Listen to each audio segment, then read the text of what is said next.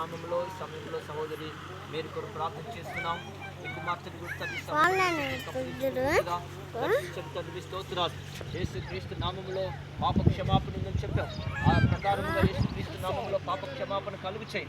నమ్మటి వలన నైనా నీ బిడ్డలకు గొప్ప నీతిని కలుగు చేసి, పరిశుద్ధతను కలుగు చేసి మాయపోను నైనా. నీటి మూలముగా ఆత్మ మూలముగా జన్మిస్తేనే పరలోక రాజ్యంలో ప్రవేశిస్తానని చెప్పు. అలాంటి ధన్యతను తండ్రి నీ యొక్క దాసనాలు కలిగి ఉండడానికి సహాయం దయచేయి.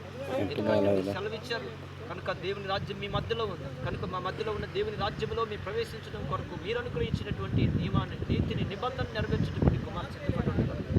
కాపాడండి. గొర్రెల జీవగ్రంథంలో ఆమె పేరును ముద్రించండి. ఇది మొదలుకొని మీ నీతి నెరవేర్చడానికి ఆమె కావలసినటువంటి ఆత్మ యొక్క నాయన వరములను ఇచ్చి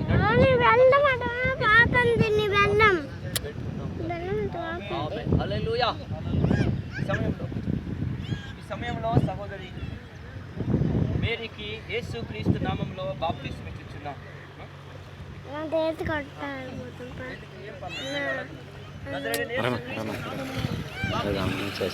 హల్లెలూయా.